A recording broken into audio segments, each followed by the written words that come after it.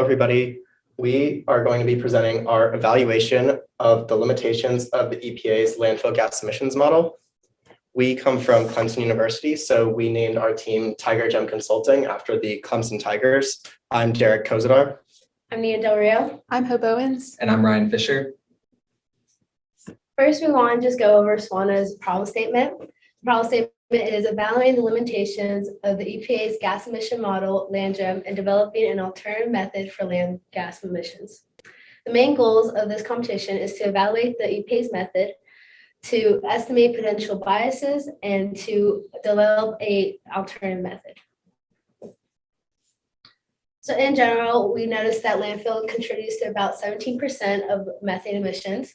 It's generated by anaerobic decomposition from organic waste, and it is harmful to the environment when released because it's a greenhouse gas that traps heat, and it's a super pollutant that contributes to climate change.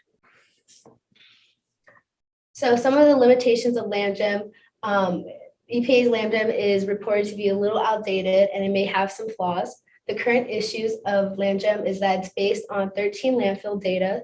The parameters K and LO are based on bulk weight. And just a review that K is the methane generation rate and LO is the potential methane generation capacity.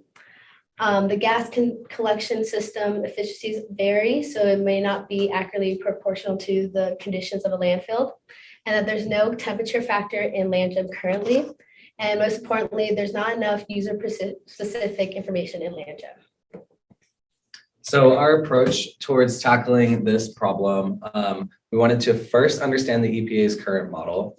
And then from there, we decided that we wanted to recreate LandGEM in a coding language so that we could manipulate it and look at the different parameters and how they affect the result. So from there, we decided to research 12 different landfill locations across the US with varying climates. And we picked the 12 locations that are outlined on this map. They all have different temperature ranges and different climate or precipitation ranges. And so we researched those, collected rainfall and temperature data within the last 10 years from NOAA on all 12 different locations. Then we built and compared new models in a programming language with varying K and LO values. And then from these results, we are assessing bias and developing new recommendations. So before we get started with Ryan's code that we created, I wanted to go over the current model. So this is a screenshot of the current LandGEM user inputs sheet. So, and then with the current equation used on the left. So the first thing that you need to do is you put in the open year and the closure year. And then if you have your waste design capacity, you also put that in there. And the meat of the project and the most important part is where you put in your K and L naught values, along with your NMOC concentration and your methane content, which we didn't really focus on as much. And then the last step was we selected our gas pollutants. For the most part, we didn't touch these either because we already heard that we're focusing on methane and total landfill gases. So we didn't really change those hardly at all. The final step of your input is you put in the waste acceptance rates per year. As you can see, there is no differentiation of the composition of waste added each year, just a total weight per year. So that was one of our things that we focused on. And this is the graph that you create if you run the LandGEM model. So this is more important when we compare this to what we created in the Python code. So explaining K and L naught. So these were the two parameters that we focused on the most. So L naught defines the ability of a waste to decompose and is heavily dependent on the composition of waste, specifically the amount of available carbon. So as you can see on the left, that's a picture of construction and demolition waste. So obviously it doesn't have a lot of carbon content in it, so it won't really degrade over time. But as for the food waste, as shown in the picture on the right, it has a high carbon availability, so it will biodegrade a lot, or it'll have a higher ability to biodegrade. L naught, or K, defines the rate at which the waste will biodegrade. So on the left, and this is heavily dependent on precipitation of waste. So as seen on the left, there is a representation of a lower level of precipitation, which will lead to a slower rate of decay. And then on the right, you'll have a higher rate of decay for the higher amount of precipitation for the organic waste. So the next step was determining different methods already being used for determining the K and L naught values. The top represents a chart from the solid waste emissions estimation tool as created by the EPA in 2021. And the top graph or top table and bottom table both break down K values based on precipitation and waste category, being defined as the carbon availability in the waste. And there's also an equation that was created based on the LandGEM defaults, K being the K value and X being the precipitation in the site. And then a similar situation for determining L naught values, breaks it down based off of the type of waste in the landfill. And both of these methods kind of add more site specificity to the breakdown of waste.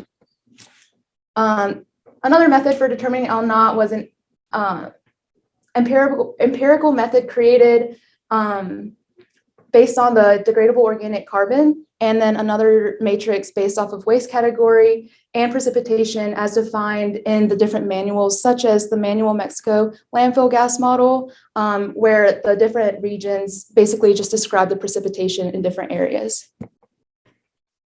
So now I'm going to go into the meat of our project, where we decided to assess the bias for both the K and the L naught values in the LandGEM model. So in the graph on the top, or the table on the top, that describes the different K values that are used in the current LandGEM model, and the graph on the bottom represents the L naught values that are used in the current LandGEM model. So as you can see, there's only a handful of default values that are able to be selected in the current model, and they're defined by two different variables, the default or emission type and the landfill type. So there are two kinds of default types, the Clean Air Act or CAA and the inventory, which come from two different regulations from the EPA, one being the Clean Air Act and one being the AP 42, which represents the inventory. And then there are three different kinds of landfills, conventional, arid, and wet. Our group decided to omit the bioreactor landfills because they involve a lot of human manipulation with the addition of liquid or gas, whereas the conventional and arid are only affected by natural processes. The only difference between the conventional and arid landfills are that the conventional landfills receive greater than 25 inches of rain a year, and the arid landfills receive less than 25 inches of rain a year. So our group felt that this binary of only one or the other was not enough to encompass the variety of precipitation that landfills may receive across the country. And so we decided to try and calculate K values on a greater range than what's currently available. The same goes for the L naught values, where the only options are really 170 or 100. So we decided to calculate our own L naught value and see where that would fall based on waste composition. So moving forward into our modeling of our project, we chose to do our coding in Python using Google Colab. So to start out, we kind of wanted to make our model as user-friendly as LandGEM is. So if an operator or a consulting firm went in to use our model, then they're able to use it. So first we start by uploading trash data, which is your waste acceptance per year. And then you upload the weather data, which is temperature and precipitation over the last 10 years for your specific location that you're looking at. And then this is just kind of shows the weather data being pulled in and read by the code. And then reading the code, it outputs these two graphs, which show just a visual representation of precipitation and temperature within the last 10 years. For this sample, we used Wichita, Kansas, which was one of the locations that we looked at. And then we move into the waste data next. So this is the code reading the waste data that is brought in. So we have the year and then the waste acceptance for that year. And all of this data was taken from Flight. And then this is a visual representation of the waste acceptance over the years for the lifetime of the landfill. So you can see that for Wichita, the waste acceptance dropped off between the years 2000 and 2020. And then this is just kind of an assumption that we made as a group. So this landfill is expected to close in 2040. It's still open. So we assumed the same waste acceptance for the years from 2020. So 2022 present till 2040. And then, as you can see here, we have zero waste acceptance after landfill closure. And so to start, we wanted to build LandGEM in Python to make sure that our code works. So we started with the Clean Air Act, as Derek mentioned.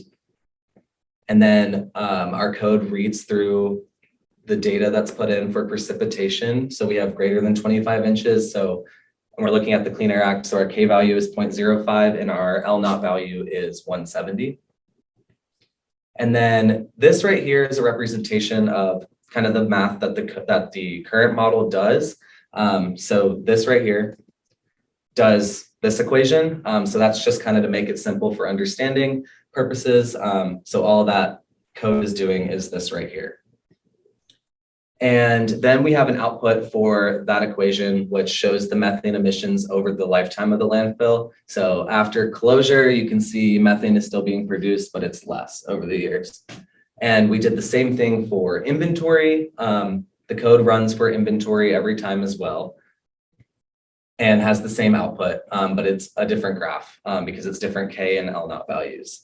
And now moving into what we did as a group for calculating our own LNOT value within the code, we used the empirical equation, LNOT equals 493 times degradable organic carbon. And we looked at the different waste characterizations for average waste characterization that's accepted into a landfill every year. So we use those values and then the degradable organic carbon values to calculate an LNOT value. And the LNOT value that this way of calculating LNOT was 93, which is comparable to the inventory's LNOT value of 100. So moving on, we developed 3 models on our own to assess the biases within K and LNOT. So the first one, we used the empirical equation for just calculating K. So the LNOT value that we used is still 93. And this equation takes into account the average precipitation within a year in millimeters. So this code is changing inches into millimeters and then calculating a K value of 0.04. And then our second model is LandGEM 2, which we use the same LNOT value of 93, but then we use a K value taken from Flight. Flight outlines the different K values for every landfill that they use on site. So we wanted to look at these values and see if there's any differences between what LandGEM's method is. And then our third method was LandGEM 3, and here it's a little bit complex. We decided on a maximum range and then a minimum range of K values, and we looked at 0.3 as our maximum range. We contacted a professional in the field, Matt Lamb, and he was able to tell us that anything above 0.3 is kind of not acceptable unless you're a bioreactor. And then our minimum range was 0.02, which is what the EPA uses. And then we extrapolated based on these values, based on temperature and precipitation in order to determine new K values. And again, the same LNOT value of 93 is used for this model. And then these are the outputs again. So all in all, the code finally comes up with these 2 graphs, which are summary graphs of everything that is happening in our Python code. So we have all of our models here. So Clean Air Act, inventory, LandGEM 1, LandGEM 2, LandGEM 3, and it shows the methane emissions over the years, the lifetime of the landfill. So it's the same thing that LandGEM does, but it's incorporating other models as well to compare based on different inputs. And then the code also outputs this graph here, which shows total methane emissions of the landfill for the whole life of the landfill. And then Derek's going to go more into the results of this code. Thanks, Ryan. So these are 12 of the line graphs that our code generated for the 12 cities that we selected. We just wanted to give you a summary to show you that we did investigate all 12 landfills and give you an idea of how we were able to draw conclusions between different sites. So these are a closer look at 2 of the landfills we investigated. The one on the left is the graph for a landfill in Bismarck, North Dakota, and the graph on the right is for a landfill in New Orleans, Louisiana. In the current model, these 2 landfills would use the same K value because Bismarck gets about 30 to 35 inches of rain a year, and New Orleans might get over 3 times that. So we thought that these two landfills probably shouldn't be using the same K value, but in the current model, they do, which can be indicated by the slopes of the landfill early on. So as you can see, the landfill for New Orleans has a slope that's much steeper, indicating that landfill gas is generated at a much quicker rate than landfill gas at the landfill in Bismarck. So this indicated to the group that the precipitation in New Orleans is impacting the methane generation more than the current LandGEM model is accounting for, and that these two landfills should not be using the same K value. And then similarly, we were able to investigate landfills in Boise, Idaho, which can be seen on the left, and Las Vegas, Nevada, which can be seen on the right. These two landfills were the two driest that we looked at, meaning that they received the least amount of rain out of all 12 landfills. And as you can see, the two follow very similar patterns where the blue line indicating the LandGEM CAA model is much greater than all 4 of the other ones, which are pretty close up until the landfill closure. At that point, they have different degradation rates, but that could be due to a variety of factors. But we came to the conclusion that these two landfills follow a similar pattern because the ambient temperature of the landfill does not play as much of a factor as we thought it might. So Las Vegas, Nevada was one of the hottest landfills we looked at, and Boise, Idaho was one of the coldest we looked at. So by having similar patterns and using the same values, we came to the conclusion that the temperature inside the landfill has a much greater impact than the ambient temperature. And then, as Ryan said, this is just a different look at the line graphs. So this showed us that the landfills in Bismarck and Boise both have a much greater generation of methane in the CAA model than all 4 of the other models that were looked at, so much that it can be attributed to about a 70% increase. And that 70% increase is most likely due to the 70% increase in L naught values between the CAA model and the inventory. So in general, we concluded that LandGEM can be beneficial with more user input parameters. Precipitation can be inputted and it will increase the accuracy of decay rate parameter K.